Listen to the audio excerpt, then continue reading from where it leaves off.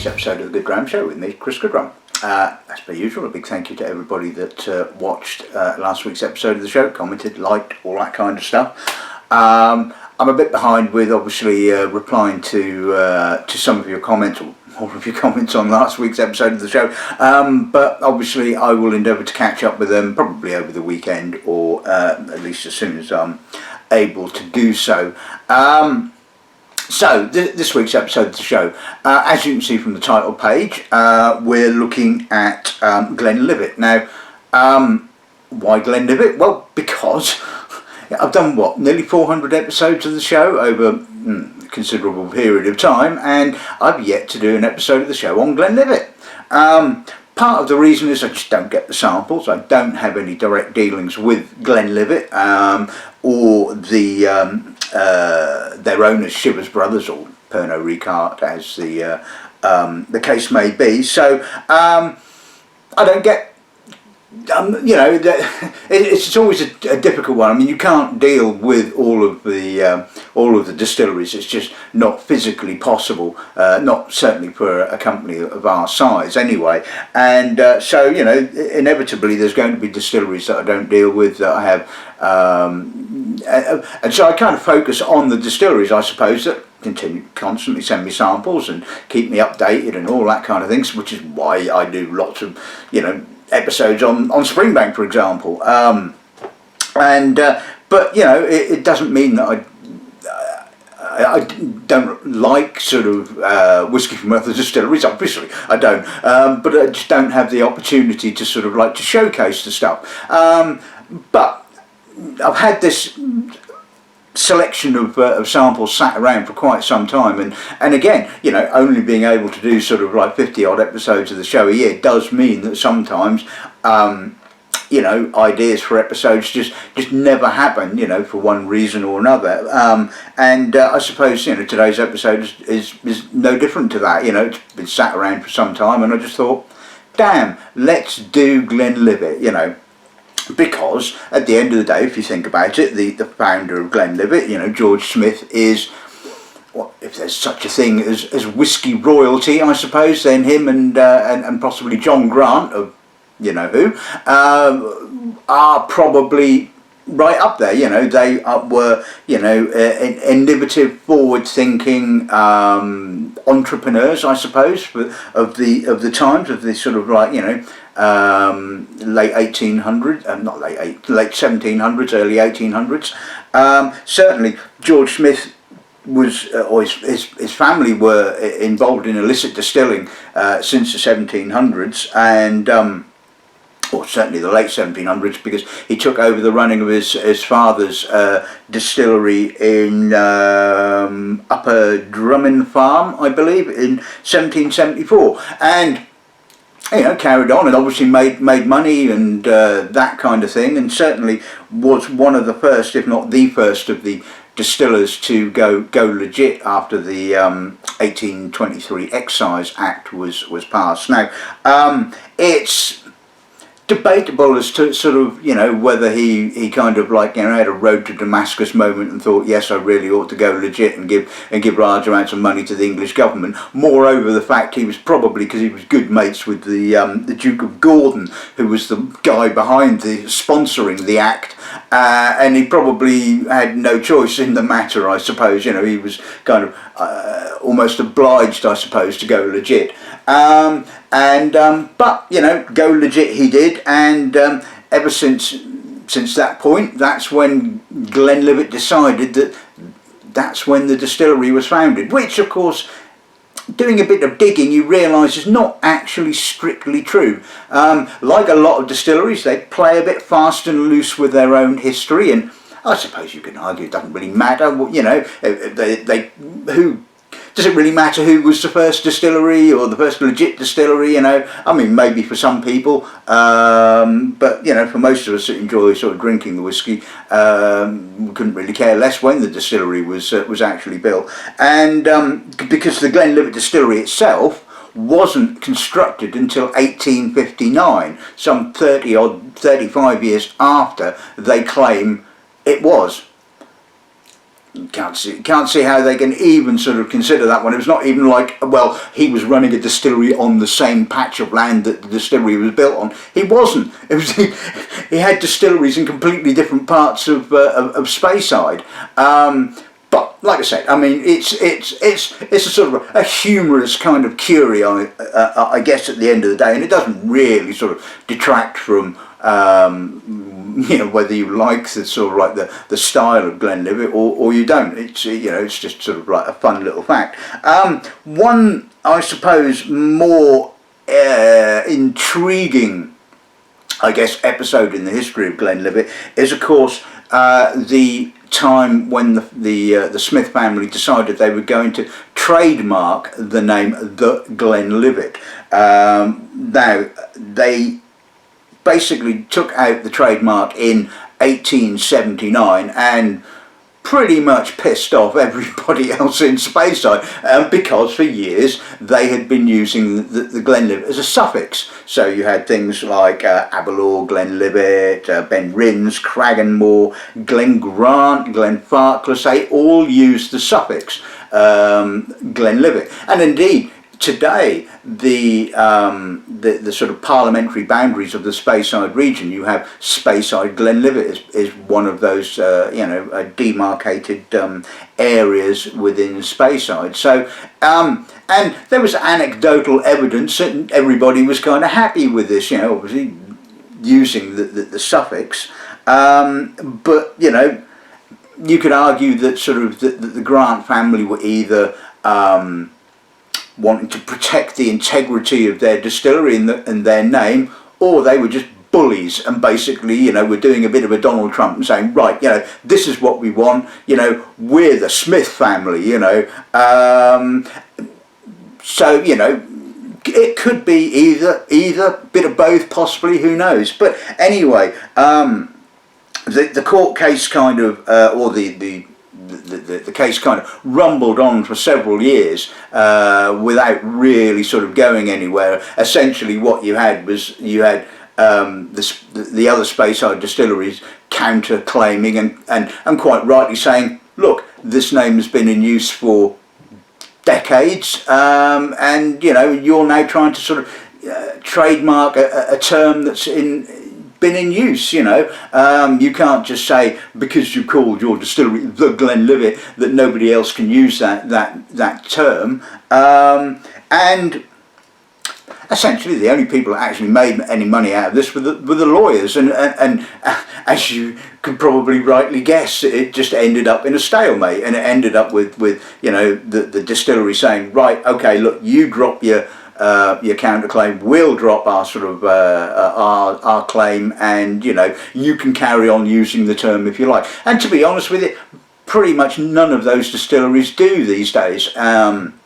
And I mean, the suffix is still seen. I mean, I remember when I was at Brookladdy way back when, and rummaging around in the warehouses, there were lots and lots of casks with stenciling on the end, Aberlour, Glenlivet, etc., etc. So it's obviously kind of almost like an internal thing, I suppose. And most of the distilleries, these days, are more interested in sort of forging their own sort of identity rather than sort of maybe kind of hanging on the coattails of another distillery, for want of a better term. But anyway, so coming back to sort of George Smith himself, and like I said, he was certainly a pioneer of the sort of 1800s whiskey period, and certainly decided to take a completely sort of different view to sort of distilling than was the norm at the time. Obviously, at the time,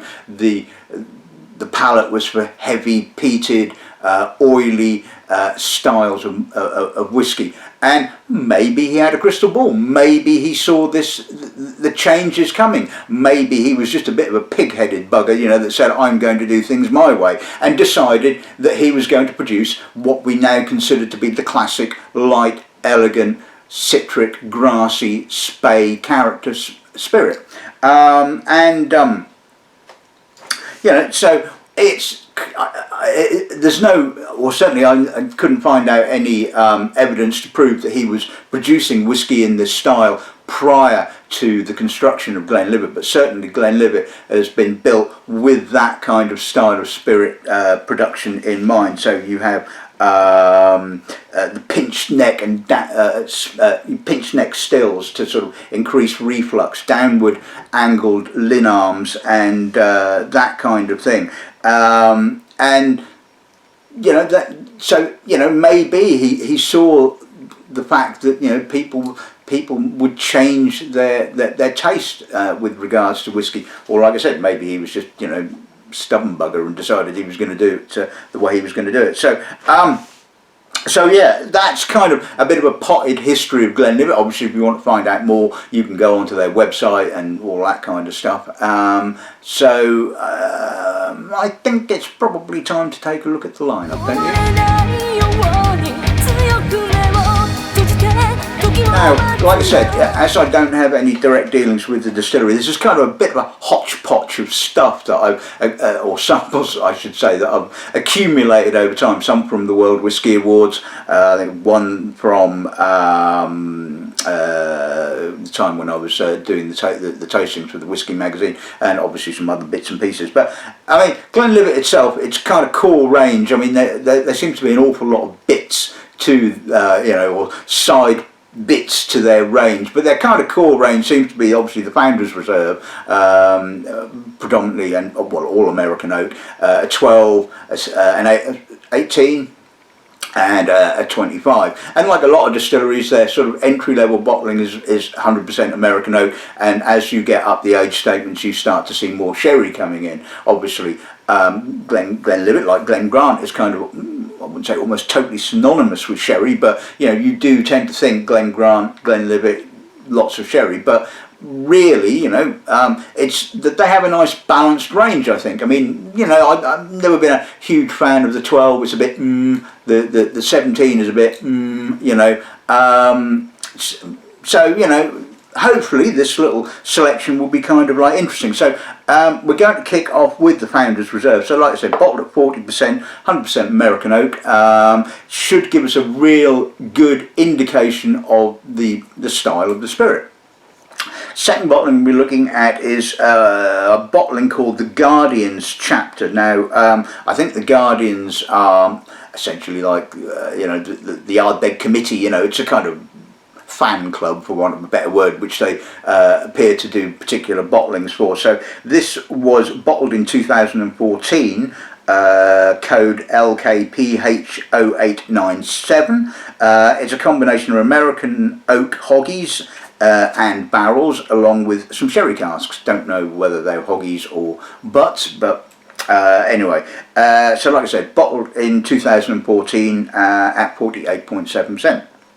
Then we're going to jump up the age statement a little bit. This is the first of the independent bottlings of Glenlivet, which you don't really see very much anymore. I mean, you know, back in the day, 15, 20 odd years ago, certainly when I first started in the industry, I wouldn't say independent bottlings of Glenlivet were ubiquitous, but they were certainly a lot more readily available than they are now. And I guess it's the distillery just don't need to sell the casks. I mean, it has obviously its historic dealing with Gordon MacPhail, who for quite a while were the only bottlers of the licensed George and D. Smith's Glenlivet, and that obviously carries on. So there's obviously, but there's no necessity really for them to continue to sell to others, I suppose. So this is a 23-year-old from bottled by Mackillop's Choce, distilled in November of 1989, bottled in July of 2013, and it was a single bourbon cask, 23105, 52.1%. So we shall see what Glenlivet is like when it gets a bit of age under its bonnet and in American oak. Next bottling we'll be looking at is another independent. This is again quite an old one because it's the in the Douglas Laing old malt cask bottling. It's a single sherry butt. DL9210, distilled in September of 2001, bottled in October of 2012. Told you I've had these knocking around for quite some considerable amount of time. So it's 11 years old and bottled at 50%. The next bottling we'll be looking at is back to the distillery releases. Again, this I think was probably from 2015 as well. So yeah, archive tasting. So, you know, although I have tasted the 25-year-old a number of times, and it's pretty much, well, I go saying exactly the same as every time, but it's pretty consistent bottling, it has to be said. So this particular bottling, I believe the code was 0115B, and it was distilled, bottled in January of 2015 at 43%. And the last bottling we'll be looking at is a bit of peat. Now,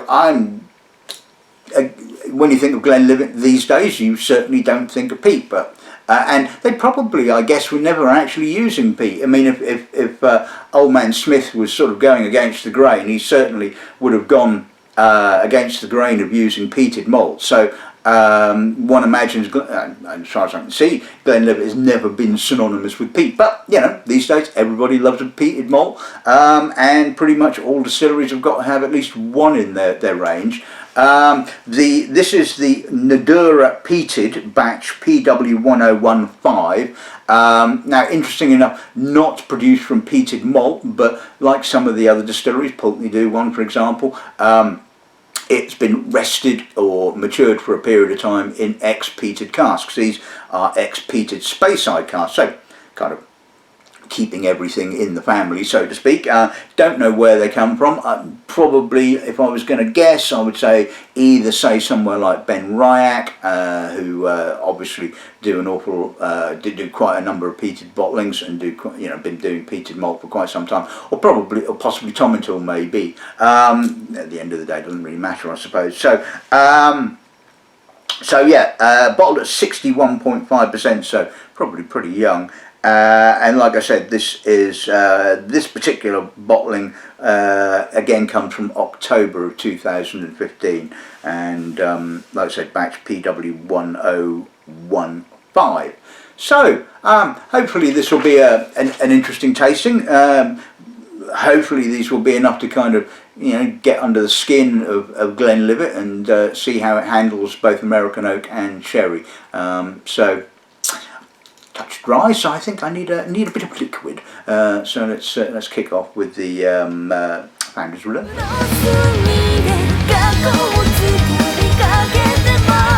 Right, okay, so let's see what the nose gives us then, shall we?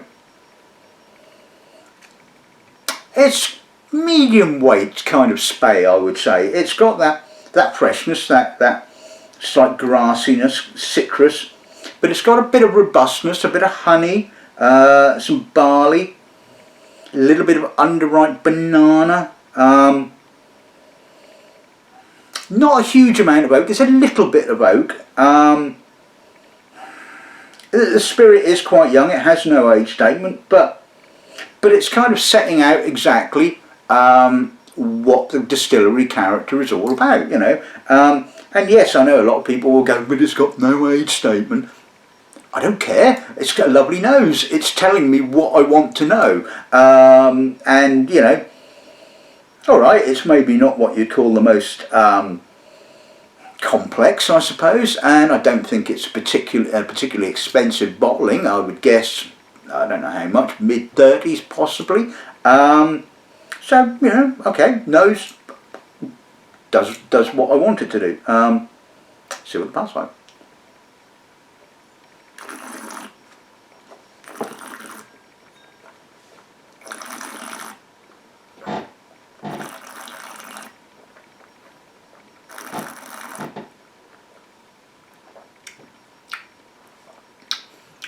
Pleasant, quite grassy, citric finish. Opens up a little bit more fuller, a little bit more oak.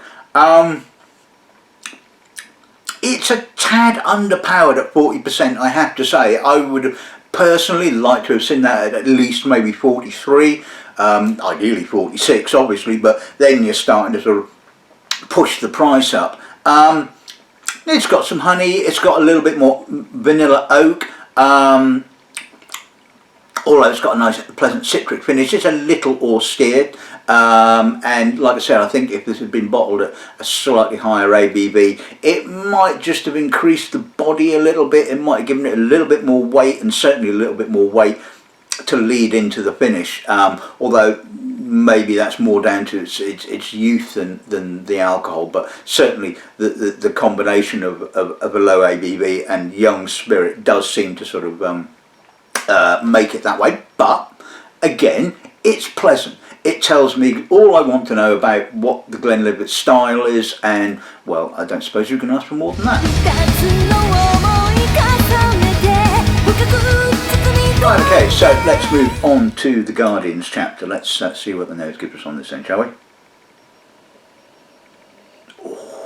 Ooh, now that is lovely. 48.7%, perfect, ideal, lots of intensity, fragrant. It's just such a beautifully fragrant, honeyed nose. There's a touch of barley, again a little bit of citrus.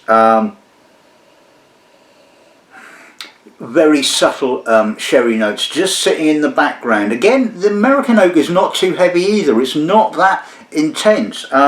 So I'm guessing quite, fairly refilled casks being used here. But oh, that honey is just absolutely gorgeous. It is stunning.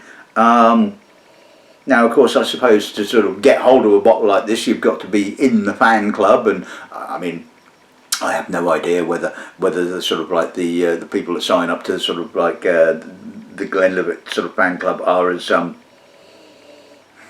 what's the word, intense as say the Ardbeggians or the Springbankians or whatever, and whether you can actually get your hands on one of these bottles, of course, is open to debate. But damn, that's gorgeous nose, that really is. Let's see what the pal's like.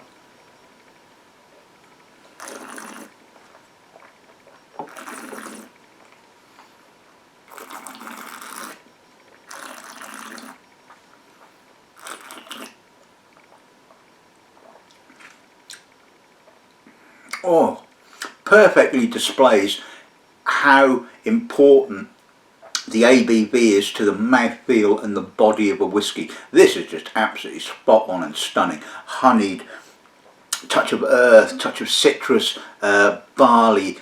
Again, very subtle wood notes. A little bit of vanilla, a little bit of sherry, dried fruit. Sherry coming through more on the finish. A little bit of spice as well. Again, I suppose you could argue it's not hugely complex. It's not blowing me away with all these different flavours, but what it delivers is absolutely stunning. It's kind of, like I said, it's got a lovely progression, not too much oak, plenty of honey, good mouthfeel. Don't know what that would have retailed for. It feels like there's a little bit more older spirited work here than in, say, the Founder's Reserve, but it's balanced, and just a lovely whiskey. Right, okay, let's move on to the Mckellap's Choice 23-year-old. Now that is a mature nose. That is lovely. Slightly tropical, in that sort of old tropical fruit kind of style.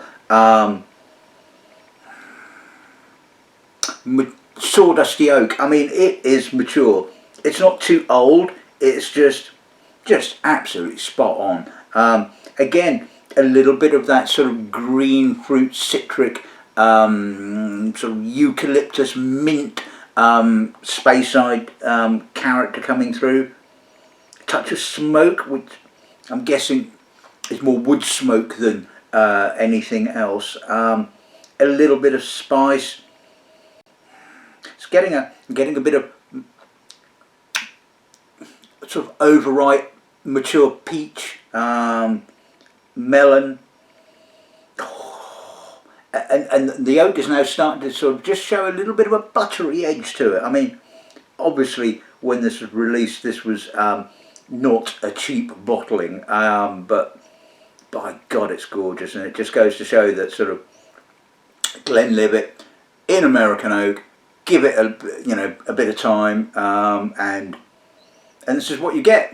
Again, you could argue that it's maybe. I mean, it's more complex than certainly the Guardian's chapter bottling, but it's kind of not simple. Simple is the wrong word.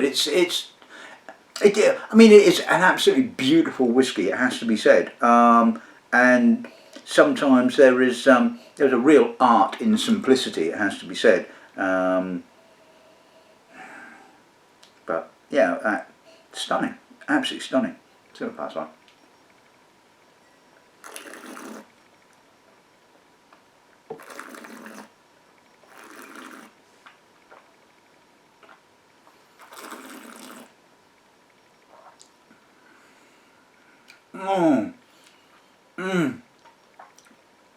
Did I say this wasn't complex? Wrong. That is a damn complex palate. That is gorgeous, multi-layered, mature apricot, banana, barley, sandalwood. Sandalwood on the finish. Little bit of smoke, touch of tannin, a little bit of spice as well. A little bit of sawdusty oak. I mean, oh, wow. I mean, that is an absolutely stunning whiskey, and I've said it on more than one occasion.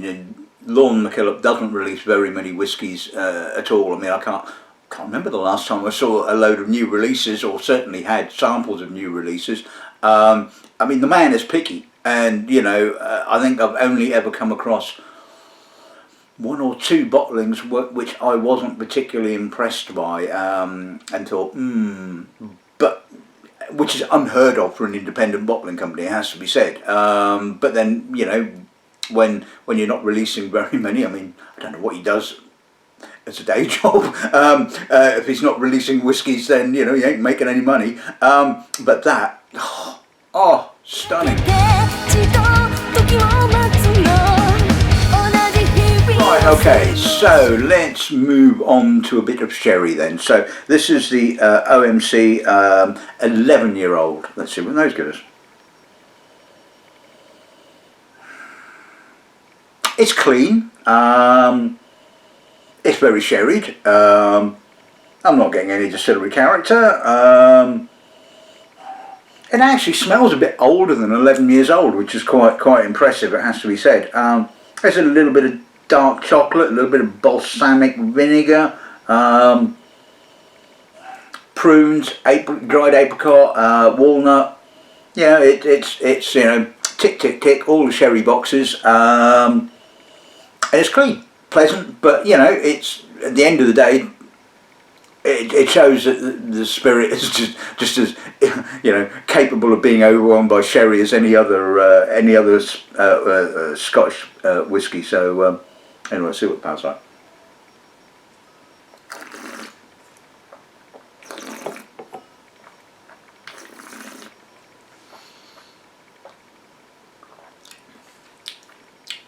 Herbal, leafy, quite a herbally licorice kind of note just hit me there on the finish. I'm getting a bit of citrus on the finish, a bit of green fruit. I mean, you can argue that a bit of Speyside character is just kind of creeping through all that sherry right on the finish. Again, slightly balsamic, clean, no sulphur, pleasant sherry Glenlivet, but again, it doesn't really say Glenlivet. Doesn't, if I was tasting that blind, I wouldn't have known it was a Glenlivet. I wouldn't have guessed it to be 11 years old either. It does seem to feel a little bit more mature than its years. And I suppose, again, if you like that kind of style of whiskey, then you would have absolutely enjoyed that. But to me, it just goes back to the whole thing about young sherried whiskies, is that they are all about the cask at the end of the day, and could well come from anywhere. But yeah.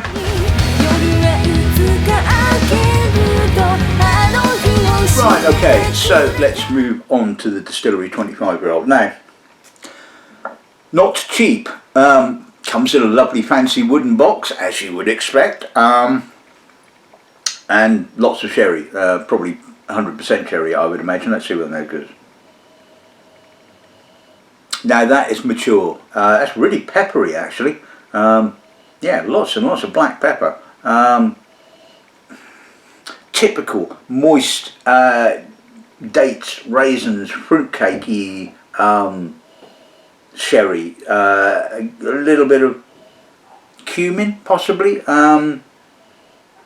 Again, it doesn't quite feel 25. It's got a, I suppose you could say it's got a vibrancy, and I wouldn't quite say youthfulness. It has a vibrancy.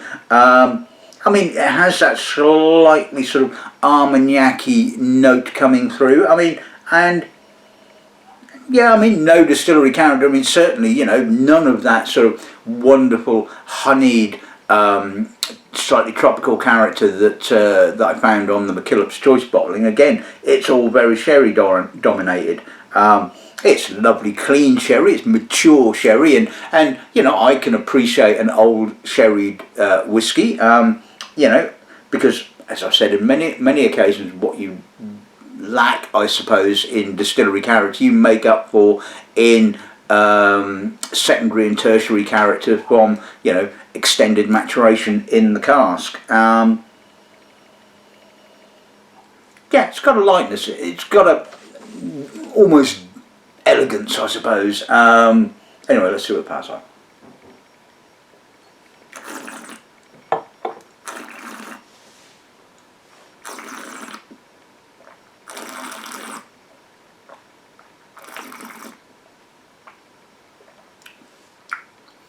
Soft, clean, polished, but there's a little bit of an edge there, there's a little bit of spice, a little bit of citrus.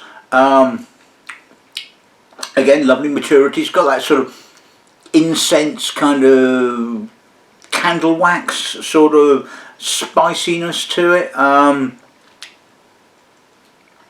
Yeah, again, a little bit of pepper, a little bit of dark chocolate. Again, lovely length. I mean, this is several £100 a bottle. I mean, I don't know how much it's going for these days. I wouldn't be surprised if you're looking at, what, £450, £500 a bottle, I would have thought. And then you compare it to the Mackillop's Choice, which I guess is, or would have been somewhere in the region of £250, £300, I suppose, on release. And well, I'd have that. I mean, yeah, that's a lovely whiskey at the end of the day. It's lovely packaging, lovely presented. Probably about right on the ABV, although again, I think if you know, I would have argued that if you're going to sort of bottle something of this kind of age and at this kind of price, you really should be bottling at 46%. But you know, it's certainly no detriment to it being at 43%, and certainly, obviously, the filtration hasn't seemed to have harmed it particularly. So yeah, it's pleasant. Right, and finally, let's move on to the Nadurra Peated. So let's see what the nose gives us on this end, shall we? It's intense, but then again, this is 61.5%. Oh my, youthful, but it's not spirity. It's actually, again, it's pretty close in character to the Founder's Reserve. It's got that lovely white fruit, almost bubblegummy, apricot, little bit of citrus. It's got a real intensity. It's like, you know, there's a little bit of peat there, not a great deal. I can imagine that, I mean, I think there is an unpeated Nadurra bottling, which I have tasted once or twice, which has, again, got that similar intensity, and it's kind of like, you know, I wish that why they'd made the Founder's Reserve at 43 or 46%, you know, and just captured some of that intensity, because, damn, that's good. I mean, that's a lovely whiskey, you know, balanced. Just the right amount of peat, you know, we're not talking sort of like, you know, we are talking a peated spey, you know, so we're talking plenty of distillery character, plenty of spey character with just a background note of smoke. Absolutely gorgeous. So we'll pass on.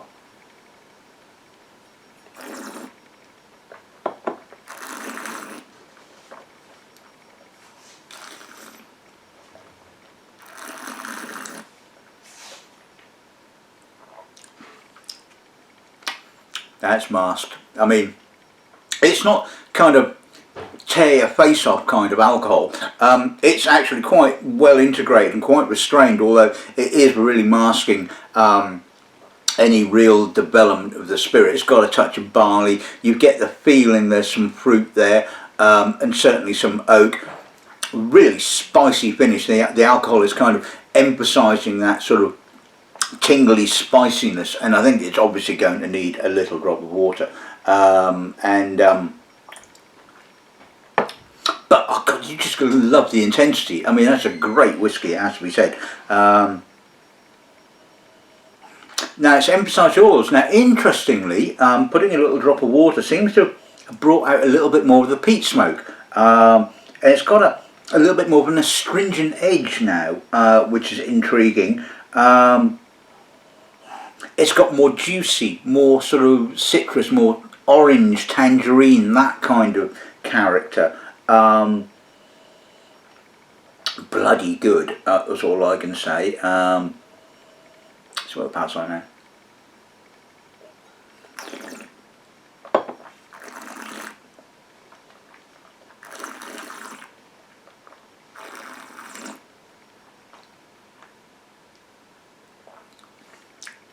Oilier, longer. Well, it has some length now, as opposed to being sort of masked by the alcohol. It's an interesting palate, actually. It's kind of, on the one hand, there's a little bit of kind of like sugar sprinkled kind of barley, and then there's quite a bit of citrus. There's quite a tartness there as well, and it's a real intriguing kind of battle on the tongue between that slight sugary note and that real tartness. Little bit of citrus, a little bit of peat, sorry. Again, not exactly a huge amount, although the peat has, like I said, become a little bit more astringent. That's that's really intense, that's really impressive, it has to be said.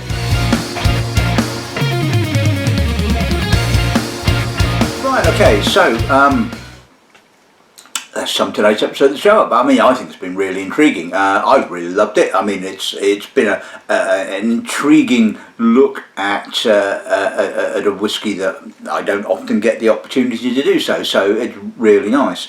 The Founders Reserve, like I said, pluses and minuses, I guess. I mean, the plus is that it basically tells me exactly what I want to know about the style of the spirit produced at Glenlivet. The minus, obviously, is the ABV. It's just a little bit underpowered, and I really think that should have been bottled at 43, possibly even 46. If it had been me, I'd have bottled it at 46. That's just me, isn't it? The Guardians chapter, yeah, I mean, really nice. I mean, again, young spirit, not hugely complex, but really pleasant, really balanced. You know, the vatting of the American oak and sherry casks, you know, it's been really well thought out, well put together, and just a lovely whiskey at the end of the day. Mckellap's Choice, it's stunning, absolutely stunning. I mean, you know, shows that Glenlivet can age really well and can age really well in ex-American oak casks. The OMC 11-year-old, well, yeah, I guess, you know, not a surprise, you know, like I said, pretty much all about the sherry cask, no real distillery character, but clean and yeah, again, it is what it is. The 25-year-old, again, I think, like the Founders Reserve, pluses and minuses, I suppose. Pleasantly mature, a little bit of spey character coming through on the end.